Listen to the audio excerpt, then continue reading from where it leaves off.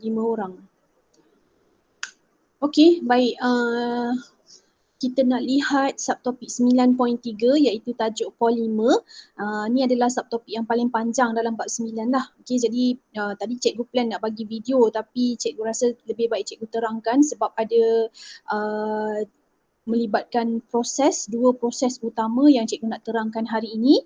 Okey, baik, kita mulakan. Dalam buku teks kamu tajuk polimer muka surat berapa? 192. Ya, 192.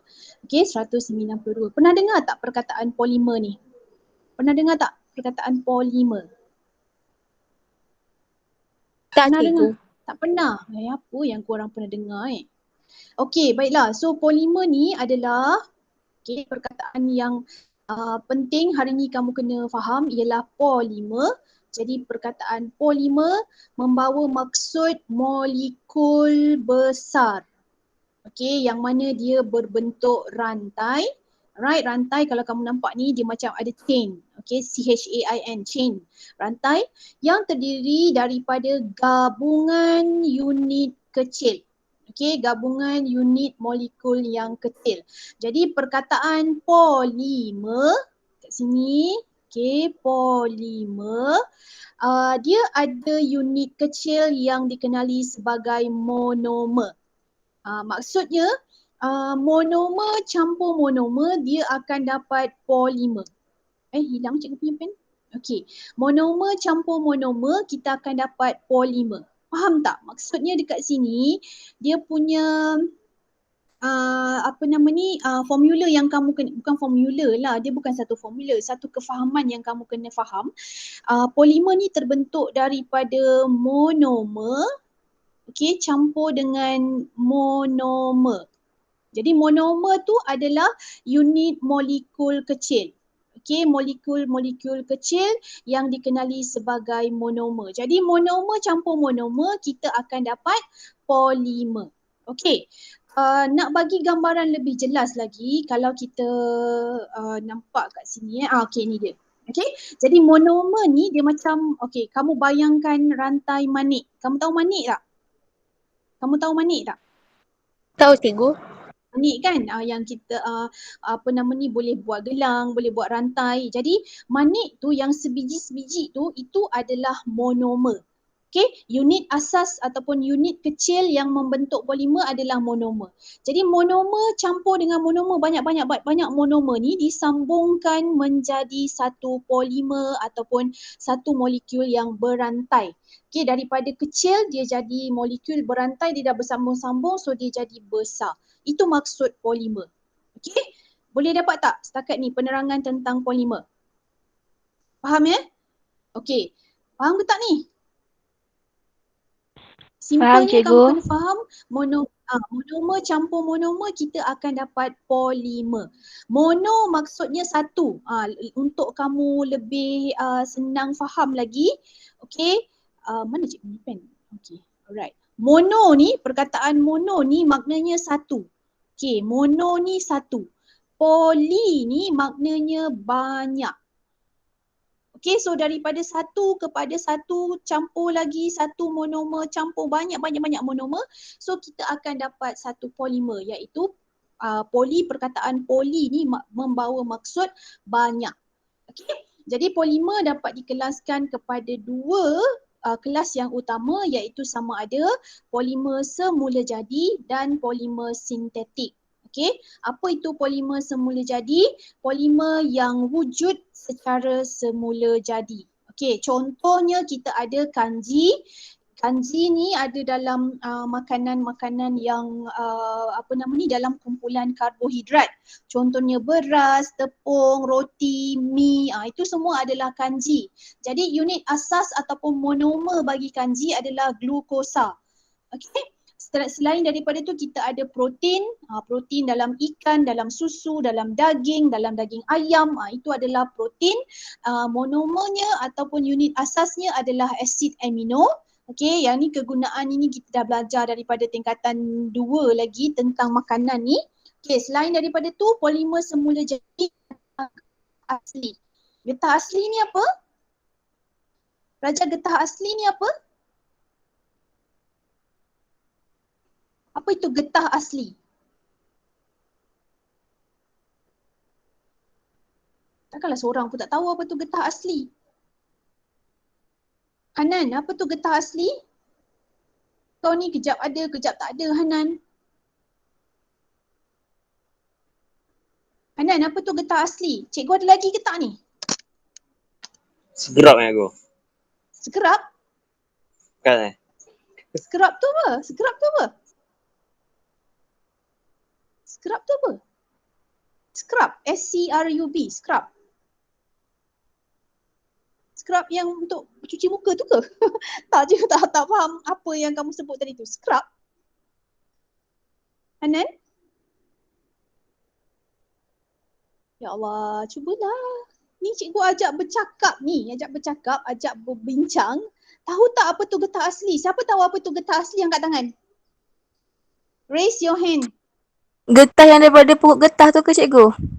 Yelah, itulah cikgu nak dengar. Cikgu nak confirmkan kamu faham tak getah asli tu apa. Getah asli adalah getah daripada pokok getah. Tahu tak rupa dia macam mana? Susu getah. Kalau getah segerap kan sama cikgu. Getah segerap? Oh, getah yang dah kering tu. Yelah. Yelah, sebab tu cikgu tanya apa benda perkataan yang kau sebut tu. Cikgu dengar segerap. Segerap, getah yang dah kering tu dia jadi getah segerap. Yelah betul lah tu. Okey, jadi getah asli tu maksudnya kamu tahulah punca segerap tu datang daripada mana. Kan? Hanan, tahu daripada mana tak datangnya benda tu? Tahu. Dari mana Hanan? Pokok getah. Okey, cikgu nak dengar jawapan tu lah. Maksudnya kamu tahu dia dah berubah bentuk, dia jadi membeku. Tu pun kita nak belajar hari ni. Macam mana getah tu daripada cair, susu getah. Siapa yang sebut susu getah tadi? Durga ya? Susu getah yang warna putih tu yang keluar daripada batang pokok getah tu, itu adalah getah asli.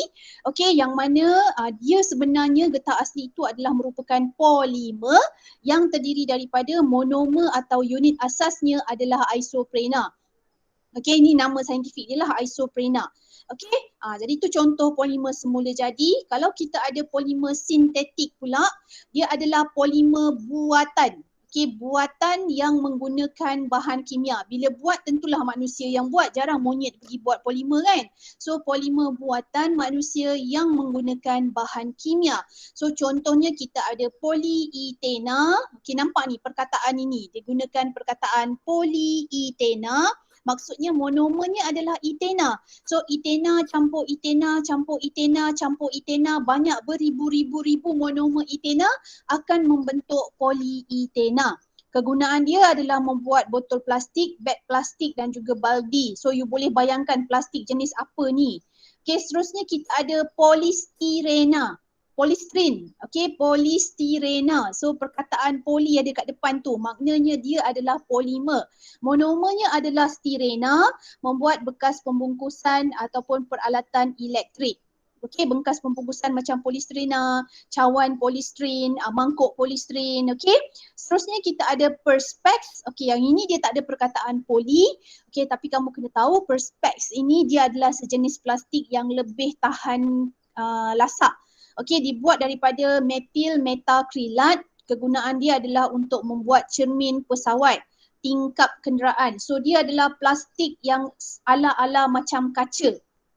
Okey, seterusnya kita ada getah sintetik. Tadi kita ada getah asli, yang ini getah sintetik, getah buatan. Perkataan sintetik ni maksudnya dia buatan. Okey, monomernya adalah neoprena. Kegunaan dia buat sarung tangan, tayar kereta dan juga tapak kasut. Ini pun kita akan pergi lebih detail macam mana daripada getah asli jadi getah sintetik. Okey, sekarang proses. Okey, proses yang terlibat di dalam polimer ni, okey, kita ada dua proses. Yang pertamanya adalah pempolimeran. Okey, proses pempolimeran iaitu proses pempolimeran ialah proses percantuman monomer melalui pembentukan ikatan kimia untuk menghasilkan polimer. Okey, daripada monomer, okey, jadi polimer adalah proses pempolimeran. Siapa yang baru masuk ni? Ada yang baru masuk cikgu dengar? Alia, lama tak nampak? Okey, jadi proses pempolimeran ialah proses percantuman. Maksudnya tadi kalau kita boleh bayangkan pempolimeran ni lah kamu ambil manik sebiji, kamu masukkan dalam rantai, dalam benang. Okey, so dia jadi rantai manik. Itu adalah proses pempolimeran. Okey, kemudian terbalik daripada pempolimeran ialah penyah polimeran. Penyah polimeran itu adalah di mana daripada polimer jadi monomer. Kita putuskan polimer. Okey, dia merujuk kepada proses apabila molekul polimer dipisahkan kepada monomernya melalui tindak balas kimia. Okey, maksudnya dia putuskan rantai, putuskan tali polimer jadi monomer. Itu adalah proses penyah polimeran. Faham tak? Okey, apa dia maksud pempolimeran? Apa maksud proses pempolimeran? Kan Agis? Apa makna proses pempolimeran?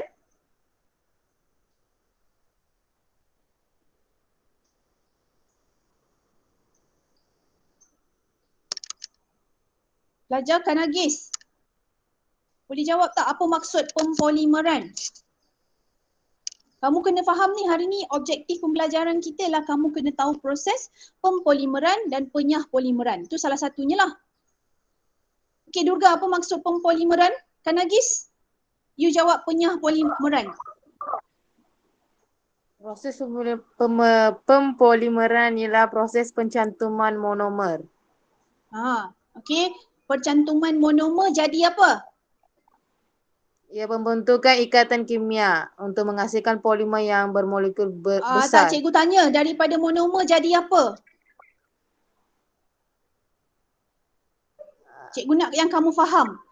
Pempolimeran ni maksudnya daripada monomer jadi?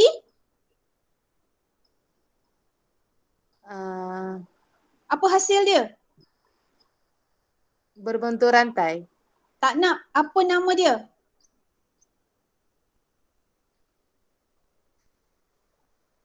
Rantai tu bentuk dia apa? Apa namanya rantai yang terhasil tu? Bermolekul. Woi, jauh no kau pergi ni. Daripada monomer, okey ada tindak balas kimia, dia berbentuk rantai, dia menghasilkan apa? Polimer. Apa ni? Benda penting tu lah yang cikgu nak kamu faham. Okey kan Agis? Alright, so daripada monomer dia cantum jadi rantai panjang. So rantai panjang tu namanya adalah polimer. Okey, apakah pula maksud penyah polimeran? Sofia?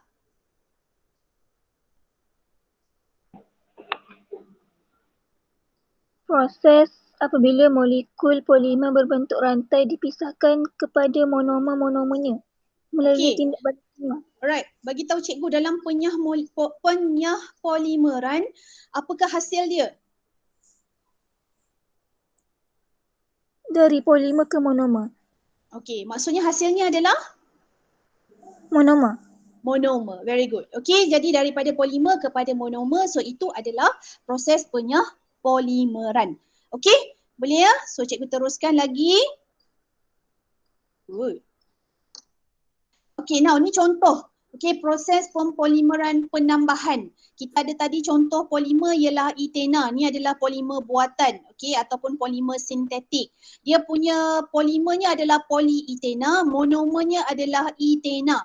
Jadi etena campur etena, etena campur etena, banyak etena akan dapat polyetena. Jadi pempolimeran penambahan ini melibatkan monomer jenis yang sama. Okey, melibatkan monomer jenis yang sama, iaitu etena campur etena, sama etena.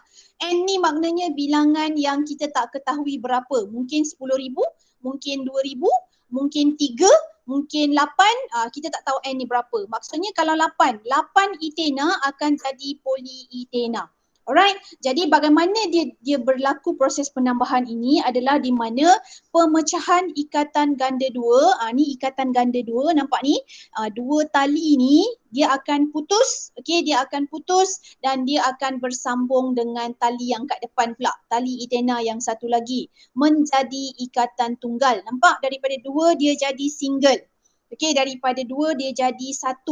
Jadi bila dia jadi 1 tali yang ekstra tu dia akan sambung dengan orang belakang. Sambung dengan etena yang dekat belakang.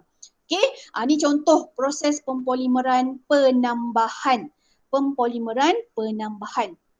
Okey, jadi ni contoh polietena ialah salah satu contoh polimer yang dihasilkan melalui pempolimeran penambahan. Boleh faham tak ni proses pempolimeran penambahan? Yang penting kamu kena faham dia mesti berasal daripada monomer yang sama jenis ditambahkan. Bagaimana dia buat proses itu, dia pecahkan ikatan ganda 2 menjadi ikatan tunggal untuk dia jadi polimer. Okey? Baik, seterusnya now kita dah nak pergi kepada getah ni. Getah asli, nama lain bagi getah asli, susu getah asli atau disebut sebagai latex. Tolong register perkataan ini. Perkataan apa pelajar? Apa ni? Latex. Latex. Ya, latex. Tolong register perkataan ini. Dalam soalan SPM, biasanya dia akan guna istilah latex. Sebenarnya dia adalah perkataan bahasa Inggeris yang dieja Melayu sahaja, bahasa Melayu. Okey, dalam bahasa Inggeris LATEX, latex. Perkataan latex maksudnya adalah susu getah. Cikgu nak kamu tahu bermula hari ini, latex itu adalah susu getah. Alright, dalam SPM istilah yang dia akan guna sebab ada satu eksperimen yang selalu popular sangat dia nak keluar dalam SPM, sama ada tindak balas asid ataupun alkali terhadap latex. Okey, jadi latex adalah susu getah dan susu getah diproses menjadi getah asli. Okey, dia boleh proses lah, dia bekukan dan dia jadi getah asli. Okey, getah asli ni ciri getah asli ni kenyal, lembut, tidak tahan haba, merupakan penebat elektrik yang baik serta tidak telap udara. So ada beberapa ciri positif dekat sini. Dia kenyal, bagus. Tetapi dia lembut, lembut sangat. Okey. Kemudian dia tidak tahan haba. Maksudnya kalau getah ini dipanaskan, dia akan terus jadi something else. Dia dah berubah bentuk. Dia tidak boleh mengekalkan ciri dia. Okey. Itu adalah ciri-ciri getah asli. Kamu tolong ingat yang itu dulu. Okey, sekarang ni kita nak pergi kepada bahagian yang penting dalam topik ini, subtopik ini, iaitu tindakan asid dan juga alkali terhadap latex. Nampak? Dia akan gunakan istilah latex. Okey, so cikgu nak terus pergi kepada ni. Alright. Tindakan asid dan alkali ke atas latex. Okey, kita tengok tindakan yang pertama adalah apabila asid. Okey. Asid tak nak pakai highlight ni, pen pakai highlighter. Okey, asid ditambahkan. So tadi kita nak tengok tindak balas asid dan alkali, sekarang kita tengok asid dulu. So penerangan cikgu nak bermula dengan gambar ni sebab kamu kena faham gambar ni. Okey, penerangan tu ada 2 slide dekat atas, kamu pun boleh tengok daripada buku. Okey, secara semula jadi ini adalah getah asli yang wujud secara semula jadi. Okey. Ini getah asli. Okey, getah asli yang wujud secara semula jadi. Yang mana getah asli ini dia merupakan dia dilindungi. Okey, dia ada perlindungan dia yang merupakan membran protein. Nampak tak? Ini 2 benda yang sama ni sebenarnya. 2 polimer getah asli. So rantai polimer getah asli tu ada dekat dalam yang berselirat warna purple tu. Kemudian dia ada satu membran protein yang warna purple gelap tu. Okay. Dan pada membran protein getah asli ini, dia ada charge negatif yang wujud secara semula jadi. Memang dia ada dekat situ, jangan tanya cikgu dia datang dari mana. Memang dia ada. So dia ada charge negatif. Nampak ni charge negatif? Nampak ke tidak? Nampak tak? Ya Allah, jawab nampak ke tidak pun payah sangat ke? Nampak tak? Ni dalam buku teks kamu muka surat berapa ni? 194. Ya, muka surat 194 ada rajah ini. Jadi dalam molekul getah asli ada membran protein yang bercas negatif. Okey, negatif satu polimer kat sini, satu molekul getah dekat sini, satu lagi dekat sini. Cikgu namakan dia A, yang ini B. Okey, sekarang A ada satu membran protein bercas negatif. B pun ada membran protein bercas negatif. Cikgu nak tanya, negatif dengan negatif dia akan tolak ke dia akan menarik? Menarik. Negatif dengan negatif. Lelaki dengan lelaki, perempuan dengan perempuan. Menarik ke? Kalau Tak. cas Menolak. yang sama, dia akan menolak. Hanan tak akan pergi cari lelaki untuk kahwin. Durga tak akan pergi cari perempuan untuk kahwin. Itulah macam tu maksud dia. Okay, so lelaki pula dah. Negatif dengan negatif pada membran protein sebab dia ada cas negatif di bahagian membrannya, bahagian lapisan kulit dia. Okay, dia akan menolak. So bila dia menolak, tiada proses penggumpalan. Maksudnya dia tidak akan bergabung. Rantai polimer getah yang dekat dalam ni, yang warna purple berselirat ni, dia tidak boleh bergabung. Sebab dia ada cas negatif dengan negatif yang akan saling menolak. Kerana casnya adalah cas yang sama. Okey, ini secara semula jadi. Ini adalah keadaan yang wujud secara semula jadi. Maknanya masa getah itu dikeluarkan daripada pokok. Sebab itu dia cair. Okay, dia tidak menggumpal sebab dia cair kerana semua rantai polimer getah dilindungi oleh membran protein yang masing-masing bercas negatif. Kita tahu negatif dengan negatif dia akan saling menolak. So A dengan B tak boleh bergabung. Okay, now sesuatu terjadi kat sini. Apa yang berlaku? Apa terjadi kat sini? Asid tambah. Ya, kita tambahkan asid. Okey, ini wujud getah asli yang wujud secara semula jadi yang keluar daripada pokok. Bila kita tambahkan asid, apa terjadi? Okey, asid ini dia membawa cas positif. Okey, asid ini dia membawa cas positif. Okey, cas positif, nampak tanda positif ni? Okey, cas positif ni. Jadi bila cas negatif ada campur dengan cas positif, apa yang terjadi? Neutral. Dia akan menarik, betul tak? Negatif itu akan menarik positif atau positif itu akan menarik yang negatif ini. Okay. Cikgu bagi contoh, cikgu punya cerita macam ni lah. Ibaratnya yang negatif ni adalah askar ataupun guard. Ada guard, ada guard. So orang kat dalam ni tak boleh keluar. Okay, guard lelaki. Sini pun guard lelaki. So guard lelaki dengan guard lelaki dia memang jauh-jauh. Jadi rantai polimer kat dalam ni tak boleh keluar. Sesuatu terjadi. Dia pergi tambah, dia masukkan asid. Asid ini adalah cas positif iaitu perempuan. So bila lelaki nampak perempuan dia akan tertarik. Jadi dia akan meninggalkan membran protein tadi. Cas negatif akan tertarik kepada cas positif yang datang daripada asid. Akibatnya zarah getah akan dineutralkan. Neutral maknanya dia dah tak ada cas negatif lagi. Dia dah tak ada membran yang bercas negatif lagi. Faham tak? So bila itu terjadi, membran akan pecah. So bila membran pecah, okey, pengawal-pengawal ni semua tak tahu dah pergi mana. Okey, dia dah pergi mana tak tahu. Jadi apa jadi dekat rantai polimer ni? Ni tadi rantai A, yang ini rantai B. Apa jadi dekat A dengan B? Dia akan bergumpal. Maksudnya dia akan bercampur. Antara A dengan B tadi dia akan bergumpal. Perkataan bergumpal ni maksudnya dia bercampur. Boleh faham tak? Maka kat sini keadaan yang terjadi di sini, getah tadi akan bergumpal ataupun dia akan membeku. Okay, dia akan membeku.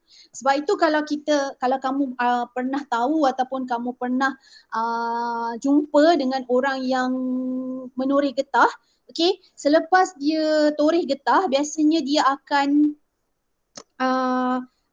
masukkan cuka getah. Okay, cuka tu sifat dia apa? Asid. Okay, masukkan cuka getah, kemudian dia akan datang the next morning, dia akan ambil getah beku tadi. Getah apa panggilan? Getah segerap. Getah yang beku dalam cawan getah tu. Betul tak? So besoknya dia akan datang, dia akan kutip getah segerap yang beku tu. Boleh faham tak? Jadi maknanya dia tambahkan asid, tujuan dia adalah supaya asid yang membawa charge positif tadi akan meneutralkan membran rantai getah asli. Okey, rantai polimer getah asli. So bila membran itu pecah, maka polimer getah asli boleh bergumpal ataupun bercantum. Boleh faham tak cerita ni? Proses ni kamu boleh faham tak? Faham cikgu. Boleh. Umairah boleh? Ada Boleh. Ada yang tak faham di mana-mana? Ada yang mana bahagian dia tak faham? Hairizan? Faham. Faham. Okey. Boleh? Boleh cikgu teruskan? Okey, kalaulah cikgu tak terangkan yang untuk alkali. Rasa-rasa kamu faham tak apa jadi dekat alkali? Ini bila asid dia asid ditambahkan. Kalau kamu faham asid ni, yang alkali akan jadi senang je. Sebab dia cuma beza dekat sini saja. Okey. Boleh cikgu teruskan ya? Alright. So apabila diterangkan lagi tindakan asid tadi, jika latex dibiarkan tanpa ditambah asid. Ni terjadi juga. Dibiarkan tanpa ditambah asid, lama kelamaan latex akan menggumpal juga akibat daripada tindakan bakteria yang menghasilkan asid dan meneutralkan membran protein molekul getah. Okey, maknanya asid ini boleh berlaku apabila kita tambahkan asid daripada luar. Ataupun jika kita biarkan getah tadi pada persekitaran, kita tahu dekat persekitaran kita pun ada bakteria. Jadi bakteria itu akan menambahkan ataupun bakteria itu akan menjadikan dia akan menghasilkan asid. Bakteria dalam persekitaran semula jadi juga akan menghasilkan asid. Jadi dia juga akan menyebabkan latex itu menggumpal. Cuma lambat dengan cepat je lah. Kalau kita tambah asid, dia akan berlaku proses itu cepat sebab kita tambah asid.